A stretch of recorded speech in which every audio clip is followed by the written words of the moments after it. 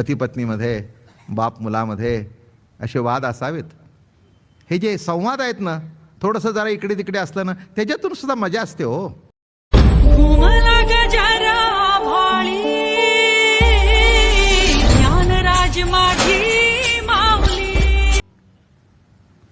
हो, जरा अधूनमधून बायकोला चिडवत चला, बरंच असतं, संवाद असतो. अरे का, जरा बायकोनी सुद्धा नवऱ्याला अधूनमधून चिमटे काढावे, संवाद असतात हे. तुम्ही म्हणाल चांगलं शिकवताय आमच्या बायकांना आणि पुरुषांना. मी काही चांगलं शिकवत नाही आणि वाईट शिकवत नाही. तुमचा संवाद राहावा एवढंच माझा हेतू आहे, दुसरं काय माझा हेतू आहे, नाही का? अहो, चेष्टा मस्करीतून संवाद साधला जातो, बरं का? हे लक्षात घ्या. विनोद हा विनोदाकरता नसतो, त्या विनोदातून वृत्ती कशी होते, अशी मोकळी होते, मोकळी होते, मोकळी होते. हां, जरा बायकोला उठायला उशीर झाला, हां झोपून राहा, आहे ना आम्ही हाताखाली बिनपगारी गडी, झोपून राहा, काय तुम्ही काळजी करू नका. आणि रोज तुम्ही एवढं करता, आज एक दिवस आम्ही केलं तर काय, आज अगदी एवढं हिनवायला नको बरं का. काय झालं त्याच्यातून? ह्याच्यातून काही भांडण आहे, याच्यातून काय उणं आहे? हे उणं नाही, हा संवाद आहे. आणि संवाद शुभ्र वर्ण आहे, ज्याच्यामध्ये कुठे टक्के टोणपे नाहीत किंवा खवचट बोलणं नाही. खवचट बोलणं असं असतं. मग ते तुमच्यासारखं वर उशिरापर्यंत झोपायला आम्हाला जर मिळालं असतं लग्न झाल्यानंतर. इति सासू भाग्यवान आहेस बाई.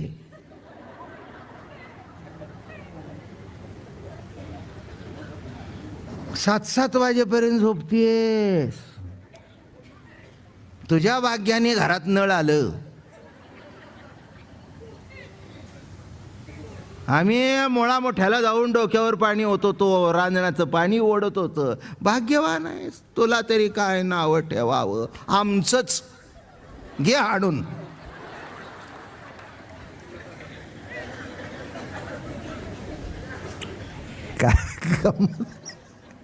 आता तुमचं जर हाणून घ्यायची इच्छा असेल तर त्याला पुढच्या पिढीने तरी काय करावं?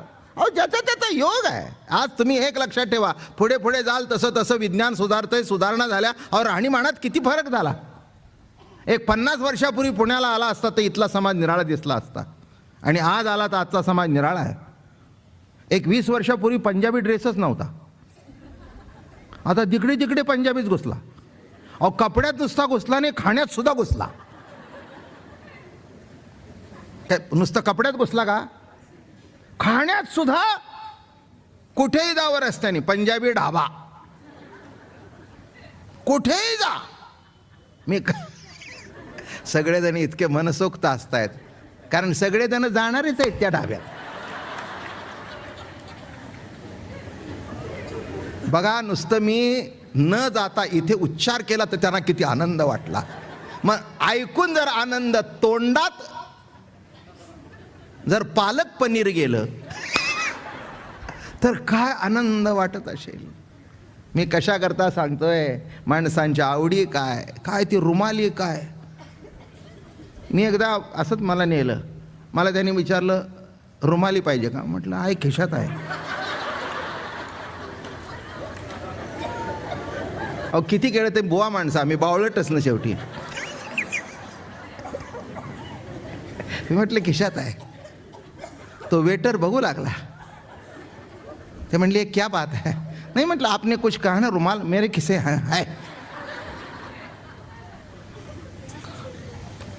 त्याला कळलं की हे पागोटं बांधून ह्याला काही कळत नाही. तो म्हणला वैसा नहीं है, और रुमाली ऐसी पतली होती है, रुमाली प्लेन और विथ बटर. म्हटलं कशाला मस्का लावतो, देणं काय. माझं बोलणं कळलं का? मग काय एक एक एक एक एक एक प्रकार सगळं घुसलं. संवाद बघा, माझा संवाद चालू आहे म्हणून एवढी माणसं शेवटपर्यंत आप्पा टिकून आहेत, तर कशाला कोणी येतो एवढ्या लांब. नाही नाही, यंदा तर सगळ्या श्रोत्यांची खरंच अगदी तुम्हाला हात जोडले पाहिजे, तर पाठी थोपटली पाहिजे. तुम्ही पाऊस म्हणत नाही, पूर म्हणत नाही, आलं म्हणत नाही, काही नाही. हजर जिकडे बघावं तिकडे जागा भरली. काय आता ही म्हातारी बोलली सुद्धा, ती सुद्धा इथे बसतील काय, जागा सोडत नाहीत. मला एकच सांगायचं आहे, आयुष्यभर एवढंच करा, ज्या जागेवर बसलाय ते आयुष्यभर सोडू नका, म्हणजे खूप झालं. बस एवढंच आहे, सार आहे याचं. काय गणपतीच्या पायाशी जो बसलाय ती जागा आयुष्यभर सोडू नका. तो गणपती बाप्पा, पांडुरंग, राम म्हणा, कृष्ण म्हणा, काहीही कमी पडून देणार नाही, पण ती जागा सोडू नका. आणि जागा केव्हा सोडणार नाही, ही प्रवचनं जागी राहून ऐकली असेल तर. जागी राहून जर प्रवचन ऐकले असेल तर माझी खात्री आहे जागा सुटणारच नाही. आणि पुढे सांगतायत, उन्मेष सूक्ष्मे क्षणू. हे गजाननाचे डोळे कसे आहेत, हत्तीचे डोळे असे बारीक असतात. एक तुम्हाला सांगू का, अशी बारीक नजरेने बघितले की दिसतं नीट. कसं दिसतं माणसाला, नजर कशी असावी. हे बघ, तो घरात येणार आहे, अगदी बारीक नजरेचा आहे बरं का. त्याच्या नजरेतून काही सुटत, तुम्हाला सांगतो, एक दृष्टांत सांगतो म्हणजे कळेल. आता तुम्ही सुई म्हणजे दोरा कधी ओलाय का.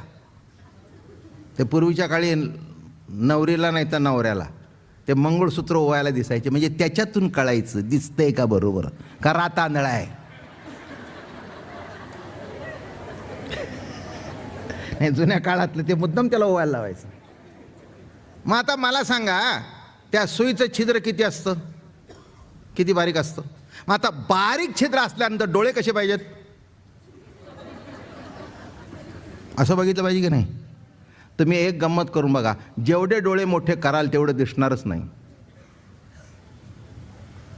जेवढे मोठे डोळे कर, मग दिसेल केव्हा. काय झाले, सूक्ष्म. याचा अर्थ काय की आता बघा, मी डोळे उघडल्यानंतर अगदी शेवटपर्यंत हा माझ्या डोळ्यात हॉल बसला, पण इथे काय केलं, अगदी त्या छिद्रावर नजर गेल्याबरोबर बरोबर तो दोरा ओला जातो. सूक्ष्म. याचा अर्थ नीट लक्षात घ्या, डोळे बारीक केल्याशिवाय. अरे असं काय बघतोय, जरा डोळे बारीक करून बघ की, डोळे बारीक करून बघ की. नीट लक्षात ठेवा की डोळे बारीक झाल्याशिवाय जे दिसायला पाहिजे दिसत नाही. कारण का, अध्यात्म म्हणजे जशी व्यापक नजर आहे तशी ती एकाग्र. शब्द काय मराठी भाषेत काय, एकाग्र. मन काय करावं, एकाग्र. बुद्धी काय असावी, एकाग्र. नजर कशी असावी, एका अग्रावर. सुईचं अगर, एकाग्र, एकाग्र. मग तिथे ओलं की असं चटकन दिसतं, म्हणून नजर कशी असावी लक्षात ठेवा. शेवटी परमार्थ हा नजरेचाच विषय आहे. नजरों से देख प्यारे क्या रूप है तुम्हारा.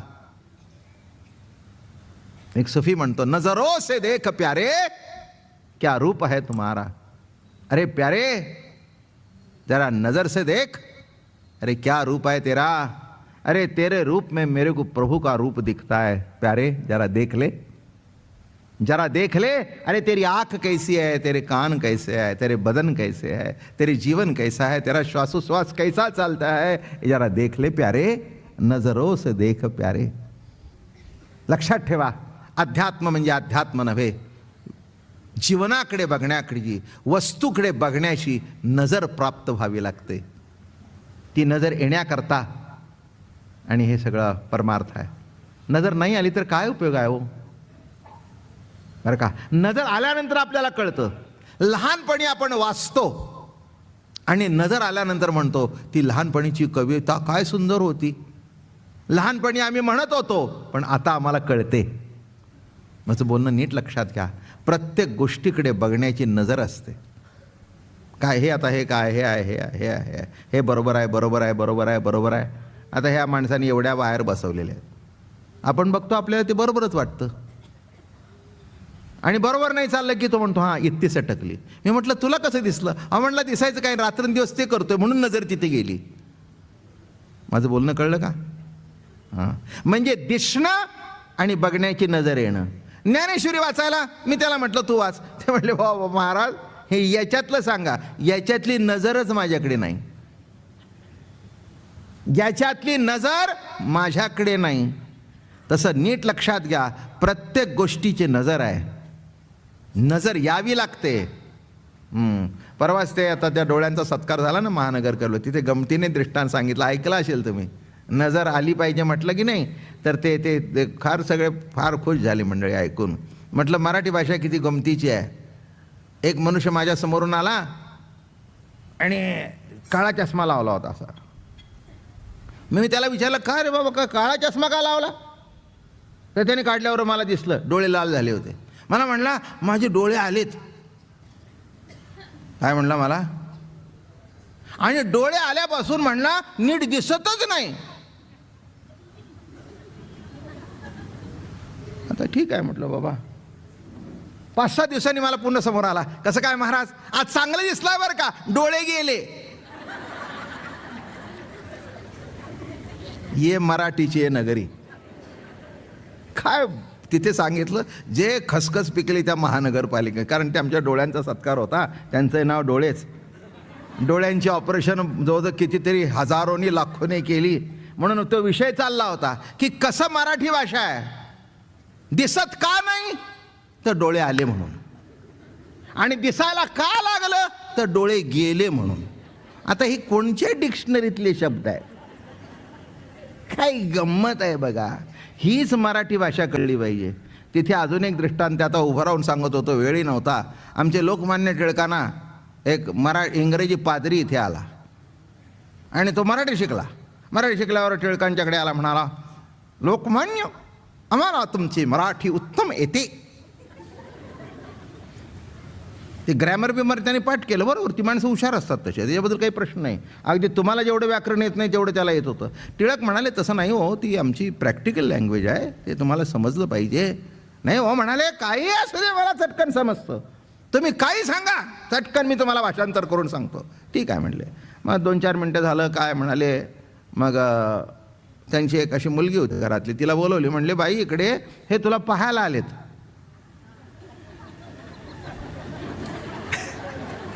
काय म्हणले, तुला हे तुला पाहायला आलेत. म्हणले, ते समोर कमरला निघून गेली. ते म्हणले, what happen to this girl, ही अशी करून का गेली? हेच तर म्हणतोय तुम्हाला आमचं मराठी कळत नाही. ते म्हणले, मी काय म्हणलं, तुम्ही म्हणला की पाहायला आली आहे, that I have come to see her. हेच तर भानगड आहे. अहो, पाहायला आला म्हणजे लग्न ठरवायच्या वेळेला मुलगा जेव्हा मुलीला, अरे बापरे म्हणले, इतकं खोलवर अर्थ आहे का? तसं डोळे आले आणि डोळे गेले. किती मराठी भाषा मजेशीर आहे. लक्षात ठेवा. तर ते इथे डोळ्याचाच विषय चाललाय म्हणून सांगितलं. सूक्ष्म, अति बारीक, हत्तीची नजर कशी आहे, म्हणून तो असा असा असा असा असा चालतो. बरोबर बरोबर दिसतं त्याला. बारीक नजर पाहिजे. नीट लक्षात ठेवा, ज्ञान संपादन करण्याकरता दृष्टीसुद्धा बारीक पाहिजे. हे बघा, उन्मेष, उन्मेष शब्दाचा अर्थ ज्ञान. आपल्याकडे दृष्टी आहे पण ज्ञान दृष्टी नाही. काय पाहिजे आपल्याला? ज्ञान दृष्टी आली की जगताकडे बघण्याचा सगळा विषय संपून जातो. बरं का? चांगदेवाकडे भरपूर नको ते ज्ञान होतं पण पाहिजे ते नव्हतं. शब्द ज्ञान होतं. महाराज म्हणाले, शब्द ज्ञाने होसी आगळा, मनसी न बिहे कळी काळा, बोधे विण सुख सोहळा, आहे तो जिव्हाळा वेगळाची, भस्म उधळण जटाभारू. काय गोड लिहित आहेत महाराज. शब्द ज्ञाने होसी आगळा. चांगदेवाजवळ शब्द ज्ञान खूप होतं. 14 विद्या, 64 कला, सर्व होतं. पण जे असायला पाहिजे ते नव्हतं. एखादी चांगली मोठ्याची बाई गेली की नाही, मग तिचं प्रेत सजवतात. बरं का, बांगड्या पाटल्या, म्हणजे तिथपर्यंत.